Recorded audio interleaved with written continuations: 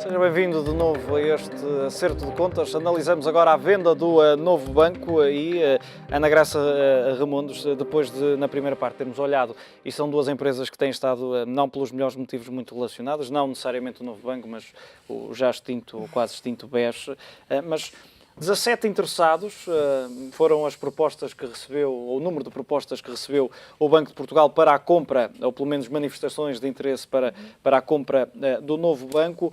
Pela experiência que tem, o facto de haver muitos interessados quer dizer, ou poderá ser sinónimo de um valor elevado oferecido pela instituição? Bom, não necessariamente. Pode ser sinónimo antes de interesse em conhecer, se calhar, e ter acesso a mais informação sobre a instituição, o Novo Banco. De qualquer forma, eu creio que ainda não houve uma divulgação oficial do número de manifestações de interesse. Julgo que esse número foi veiculado pela imprensa. De todo modo, o que acontece agora é que o Banco de Portugal vai ter que analisar as manifestações de interesse e, designadamente, verificar se elas cumprem com os pré-requisitos de qualificação. Relembro que, de acordo com o caderno de encargos, que aliás está disponibilizado e acessível a todos na internet, os potenciais compradores devem, agora passo a ler, devem demonstrar de ter ativos líquidos num valor de pelo menos 500 milhões de euros. Ou 100 milhões sobre exatamente, gestão. sobre gestão. E devem também a esta restrição, no fundo, um requisito negativo, não podem ter sido acionistas ou titulares de uma participação qualificada no BES nos 2 anos anteriores à criação do novo banco, e depois há um conjunto de requisitos ligados à própria idoneidade dos potenciais interessados. Desde logo não podem ter sido condenados por incumprimento de determinadas normas legais, não podem ter sido alvo da aplicação de sanções, enfim, uma série de requisitos. Portanto, agora temos que aguardar pela decisão, pela apreciação do Banco de Portugal, no sentido de ver e, no fundo, é provável que muitas destas manifestações de interesse não sejam admitidas, digamos, e portanto, se calhar, é que pelo menos 2 caíram já por terra a partir. Não sabemos. De qualquer forma, o que se segue agora é que o Banco de Portugal vai olhar para isto, vai eventualmente não, necessariamente dar oportunidade aos interessados que eventualmente, que ele considere que não cumprem estes pré-requisitos, vai dar oportunidade de se pronunciarem, no fundo, de se defenderem, que é chamada audiência prévia, e depois irá emitir uma decisão de admissão às seguintes fases, que é a fase de apresentação de proposta não vinculativa e depois proposta vinculativa e só então a decisão final.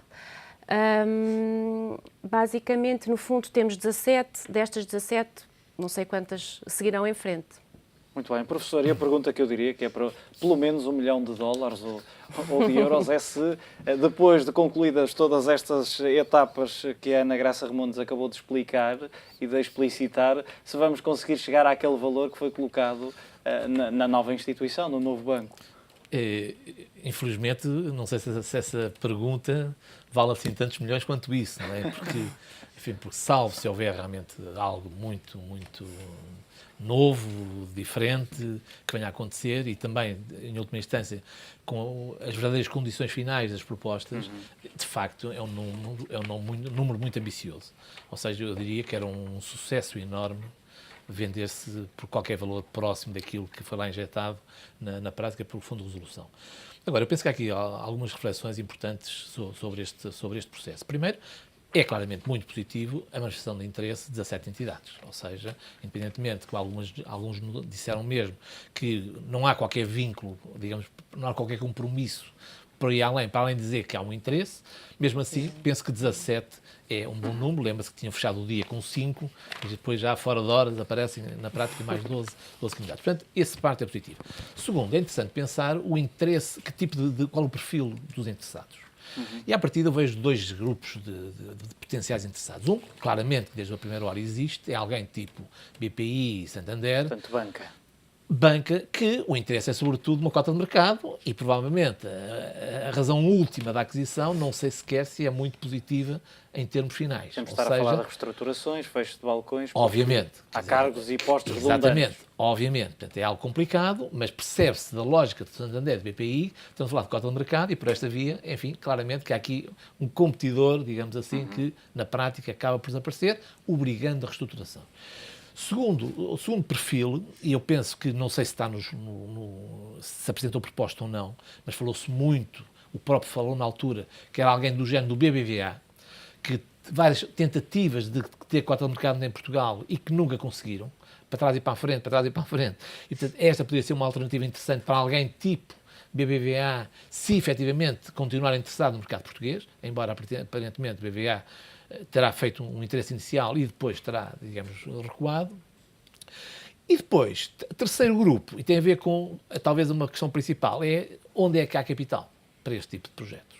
E, mais uma vez, aqui entra alguém tipo os chineses, nomeadamente a Fosun, que já adquiriram a Caixa Seguradora, a companhia seguradora da Caixa e a Espírito Santo Saúde, mas que é alguém que tem claramente capital e aí sim poderia ser muito bom do ponto de vista de preço em termos competitivos. Ou seja, alguém, investidores com esse perfil, digamos, tipo Fosun, que tenham um interesse, se calhar até mais financeiro numa primeira fase, financeiro no sentido de ter um ativo estratégico que proporciona uma rentabilidade interessante, e então aí poderá ser muito, muito bom em termos competitivos do ponto de vista de preço. De qualquer forma, eu penso que se as propostas vierem para qualquer coisa próximo daquilo que efetivamente lá foi colocado no banco, penso que seria um grande sucesso. Por último, obviamente que há aqui também informação que é necessária ter. Acabou o ano, espero que rapidamente tenhamos finalmente uns números das contas, digamos assim, do ano que encerrou. E, por último, do lado negativo, temos mais uma vez, que não está resolvido, ainda ontem o Presidente da Associação Portuguesa de Bancos falou sobre o assunto, que é mais uma vez o risco da litigância. E isso não está claro. Quem é que fica com a litigância? O que pode alterar completamente o preço. E tivemos recentemente também a questão do Goldman Sachs sobre a Exatamente, dívida. que é a litigância, ou seja, da litigância. E essa é uma decisão muito importante para o Banco de Portugal, para o Fundo de Resolução, que é, na prática, determinar, em última instância, o que é que está no novo banco, o que é que vai no novo banco, o que transita, nomeadamente na termo de litigância, é algo que determina muito o preço das propostas. Miguel, e acabou por o professor colocar aqui já ou responder parcialmente. Eu ia dizer que o professor Cantigas Teves elencou precisamente os temas todos que eu tinha aqui quase por ordem. Acabou por responder também a questões que eu tinha a colocar, mas parece-me importante também termos que é bom sinal, diferentes, ou neste caso, pontos de vista distintos ou idênticos, se for o caso, mas que tipo de comprador é que seria, e pensando numa lógica de manutenção da operação mais ou menos como está, o número de balcões e todas essas questões, porque sempre que se fala neste tipo de compras, por um lado olha-se pela questão mais positiva, é bom, há negócio, há interesse em Portugal e em empresas nacionais, mas por outro lado há a questão dos despedimentos, reestruturações pelas quais temos passado imenso nos últimos anos. Mas a questão que te coloco é, por entre os interessados, que ainda não sabemos quem são, mas fala-se em banca, e alguns vamos sabendo, o BPI, o Santander, também há fundos de private equity, fala-se nisso. Não há, teoricamente, investidores angolanos interessados. Também. E o Banco Popular também. Mas qual seria o comprador tipo para o novo banco, ou pelo menos aquele que poderia ser mais favorável, se é que podemos dizer desta forma, pois há diferentes interesses, obviamente. O favorável em que ótica? É sempre preciso perguntar. Na ótica dos trabalhadores, exatamente, claramente que é um grupo chinês, por exemplo, ou acima de tudo um grupo chinês. Provavelmente por aquilo que têm feito até agora e o que têm comprado, têm sido aqueles que mais têm preservado os postos de trabalho. Depois, numa outra ótica, um fundo de private equity como o Apollo. Nesta lógica, a manutenção dos postos de trabalho seria mais assegurada, pelo menos numa primeira fase, mas os fundos de private equity, como nós sabemos, a lógica é comprar, engordar e vender, e o engordar é despedir, cortar custos supérfluos e aumentar a rentabilidade. Isso passa, obviamente, tornar a empresa mais eficiente. Tornar a empresa mais eficiente. Se bem que o BES, ou o ex-BES, ou o novo banco, era dos bancos com maiores níveis de eficiência. Portanto, não parece que que por aí seja um problema. E depois é conhecer um pouco a origem de onde eles vêm. Se vêm da Europa e têm interesses estratégicos em termos de uma rede europeia diferente, como por exemplo os espanhóis, se vêm da Ásia ou se vêm dos Estados Unidos. Angola e Brasil estão para já afastados. Para já não, penso que não estão mesmo entre os anunciados 15 finais. O Brasil, até porque, devido à participação superior, qualificada superior a 2%, ficou de fora. Portanto, temos aqui claramente um cenário em que os chineses têm consecutivamente se apresentado como os grandes compradores. Já é o maior comprador nos últimos tempos em Portugal. Portanto, não estranharia que, mais uma vez aqui, viessem, até por uma questão, estamos em ano eleitoral, isto deverá ficar a decisão final, portanto, as propostas vinculativas são apresentadas até junho, a decisão final será em julho, estamos em vésperas de eleições. Este timing, de alguma forma, penaliza ou é vantajoso? O facto de ser um período muito curto tem sido feito, muitas vezes, têm sido feitas críticas mais do que elogios, mas... Ao timing curto. Eu diria que se nós vimos como os americanos resolvem este tipo de problemas, o prazo até é muito longo. Portanto, já andamos nisto fará quase um ano. Portanto, se tudo ficar resolvido no final de julho, fará um ano desde a resolução do Banco Espírito Santo. A questão da litigância, que o professor referiu, também é importante, porque se a litigância ficar, ou melhor, se o banco for vendido limpo e qualquer litigância ficar no foro do fundo de resolução, isto significa que vamos ter um problema para o sistema bancário português, como um todo, em termos futuros, para todos os bancos, inclusivamente para o próprio novo dono do novo banco, seja ele quem for, que fará parte também do sistema financeiro português e do fundo de resolução. Portanto, eu diria que em termos, dependendo da ótica, mesmo para o acionista, ou para quem vai receber o montante, neste caso o fundo de resolução, 4,9 mil milhões não parece seja um valor facilmente pago por um banco português para aumentar a cota de mercado. É demasiado caro para aumentar a cota de mercado. Será mais fácil para alguém que esteja disposto a pagar pela cota de mercado, por um banco em Portugal e por uma questão estratégica, mais uma vez, de consolidação e de entrada na Europa. E Portugal tem sido um país de entrada na União Europeia por parte de algumas entidades fora da União Europeia. Ana Graça Remondes, para fecharmos este tema, a questão da litigância é uma questão, um problema sério e que é preciso ter em conta e principalmente quem está interessado em comprar a instituição. E é sobretudo um tema que eu admito que seja alvo de agora nas próximas fases em termos de disponibilização de informação. Será com certeza uma matéria que que o Banco de Portugal, enquanto entidade que está a gerir aqui a venda, irá disponibilizar esse tipo de informação sobre que tipo de litígios que estão pendentes e respectivos valores. Poderão funcionar como uma espécie de entrave à venda? Eu não diria entrave, mas em termos de cálculo do valor, do preço. Portanto, isso será com certeza um elemento fundamental para que os potenciais interessados façam a sua proposta vinculativa. Admito que não haja margem, enfim, neste momento nada está disponibilizado, nem sequer não estão disponibilizadas minutas de documentação jurídica, contratos, seja o que for. É possível que esse tipo de dados seja depois vertido nos contratos, no sentido de excluir isto ou aquilo do bolo, mas à partida não é isso que se antevê. Portanto, a ideia é que tudo seja objeto da venda e, portanto, com certeza vai influir no preço. Muito bem. E mudando agora para o último tema, começamos a ficar sem tempo, professor. Eu diria que é das privatizações por concluir mais antigas em Portugal, a da TAP. Duas questões numa. Por um lado, se é desta que se concretiza a venda ou a privatização da TAP, e uma segunda questão, não menos importante, que é se concorda com a privatização e, concretamente, com este modelo de privatização do Governo. Pronto, quanto à primeira questão, totalmente de acordo. Isto já peca por tardio, já devia ter sido privatizado há muito tempo. A aviação é um setor altamente concorrencial e, portanto, à escala mundial, contrariamente até a outros que são mais que eram monopolistas, por causa das eletricidades, etc. Aqui não, muito concorrencial e peca muito, muito tardio. Pronto. Espero que sim, espero que seja desta. É verdade que, por vezes, gostaríamos de ter potenciais compradores, gostaríamos de ter 17 compradores. Pronto, não temos 17 compradores, mas já temos uns 4 ou 5, apesar de tudo, e melhorou um bocadinho relativamente aos anteriores. Ou seja, como soubemos, já o processo esteve quase concluído, praticamente esteve vendido, depois falharam as garantias bancárias, portanto temos o Eframovich, portanto o colombiano, brasileiro colombiano, no terreno, depois temos aquela proposta do Paes do Amaral, com o Franco Lourenço, que é um antigo, muito ligado à Continental Airlines dos Estados Unidos, e portanto uma figura quase mítica da área da aviação. E depois temos uma empresa que apareceu com alguma surpresa, que é uma brasileira, portanto a Azul. Também liderada por um norte-americano. Exatamente. E que tem uma particularidade engraçada, que é uma empresa doméstica forte, é a terceira brasileira, e que não tem componente internacional. À partida poderia haver aqui um matching interessante, uma vez que para a TAP é importante a componente internacional, seja africana, seja no Brasil, obviamente em particular no Brasil, que é um dos grandes ativos hoje da companhia portuguesa, é o Brasil. E, portanto, aqui pode haver um matching interessante, uma vez que a Azul é eminentemente doméstica e permitir à TAP mais ou menos manter o seu perfil atual, que é muito internacional e, nomeadamente, lá está mais uma vez a abertura para o mercado europeu. Portanto, eu espero que sim.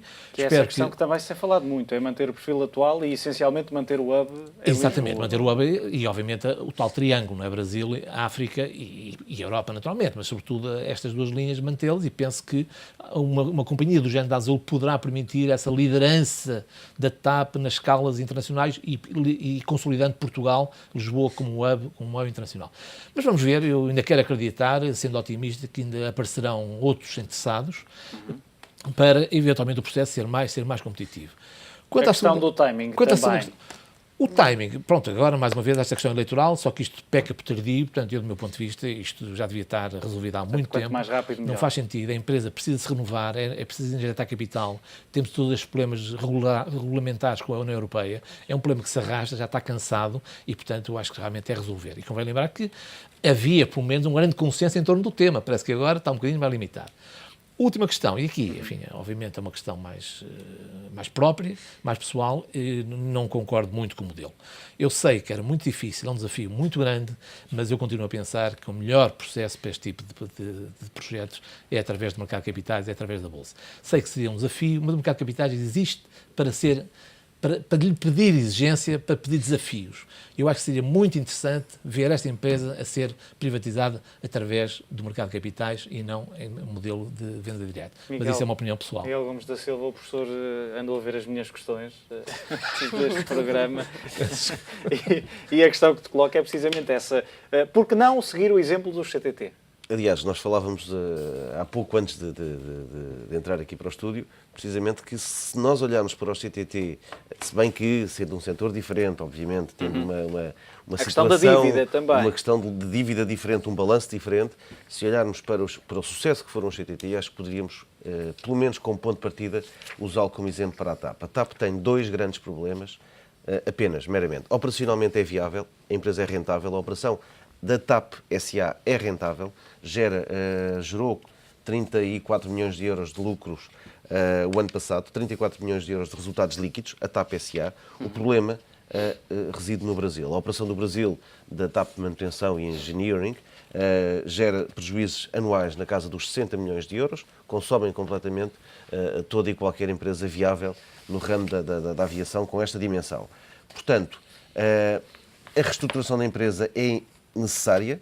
A privatização poderia ser feita com recurso ao mercado de capitais, com um acionista até estratégico, com uma participação mais qualificada de 2, 4, 5, 10% até, que pudesse suportar um pouco também esta operação de reestruturação. Agora, a venda, como está a ser feita, se não for devidamente envelopada num caderno de encargos muito exigente, e um caderno de encargos exigente poderá ser uma barreira para o comprador, podemos perder uma empresa estratégica a nível nacional, um dos maiores exportadores nacionais, o interesse público, não só do transporte para as ilhas, como o próprio facto de não termos que ir a Madrid para apanhar um avião para ir a Londres.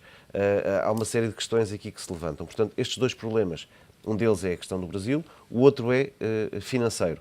Os 50 milhões de custos financeiros que a TAP tem por ano advêm de financiamentos que começaram muitos anos atrás, quando ainda era permitido o Estado injetar dinheiro na economia. O Estado preferiu financiar a empresa, por questões políticas na altura, financiar a empresa através da banca, em vez de injetar dinheiro como acionista, aumentando o seu capital, o que resulta atualmente em capitais próprios negativos. Portanto, parece-me, a mim, que devidamente conversado com Bruxelas, explicando que isto, a situação a que chegamos, advém de uma má opção do Estado enquanto acionista no passado, pudesse haver aqui uma injeção de capital do Estado e depois o resto com recurso ao mercado de capitais. Ana Graça Remontes, temos sensivelmente 2 minutos. Então, a questão que lhe coloco é, e tem-se falado muito de manutenção do hub em Lisboa, o que é que condições essenciais é que este caderno de encargos deveria conter? Bom, antes de mais, o processo de privatização foi aprovado, o caderno de encargos será aprovado daqui a não sabemos quanto tempo, mas esse ponto deverá estar expressamente referido nos critérios de seleção, que são aprovados no caderno de encargos. Até 15 de janeiro. 15 de janeiro. 15 de Pois, janeiro. mas vamos ver, não é? Mas à partida é o que está pensado, embora não haja prazos definidos legalmente. Esse requisito deverá constar de um documento que normalmente é apresentado nas propostas e exigido, que é o projeto estratégico. O projeto estratégico deverá ter essa referência expressa e o caderno de encargos deverá ser muito explícito no sentido de quem apresentar a proposta vinculativa, um dos elementos que tem que apresentar é um projeto estratégico e que no âmbito desse projeto estratégico está contemplado a manutenção do hub em Lisboa, entre outros aspectos que sejam considerados essenciais pelo Governo. É neste documento projeto estratégico que, no fundo, se adequa e se salvaguarda a estratégia para a empresa a longo prazo. Em 20 segundos, ainda temos 1 minuto cada um, rapidamente. Acha que a empresa tem sido refém dos sindicatos? Também é uma questão que temos ouvido muito. Eu julgo que não. Os sindicatos têm tido um peso, de facto, muito relevante, mas a empresa toma as suas decisões de forma independente. Professor? Sim, claramente. Eu acho que os sindicatos têm tido uma postura muito antiquada, pouco atualizada aos tempos de hoje, e basta ver algumas das exigências que queriam colocar, por exemplo, não haver outsourcing durante 10 anos, coisas do género, revela que, efetivamente, os sindicatos ainda estão no século XIX. Miguel? Não creio que seja esse o problema. Não estou a dizer que não tenhamos sindicatos fortes com peso, a TAP tem, mas não penso que o problema, o cerne da questão não é esse. Ana Graça Remontes, João Cantigas Esteves, Miguel Gomes da Silva, foi um prazer estar convosco e ter as vossas análises durante estes 45 minutos. Já sabe, voltamos a acertar contas na próxima semana. Até lá, tenha uma ótima semana.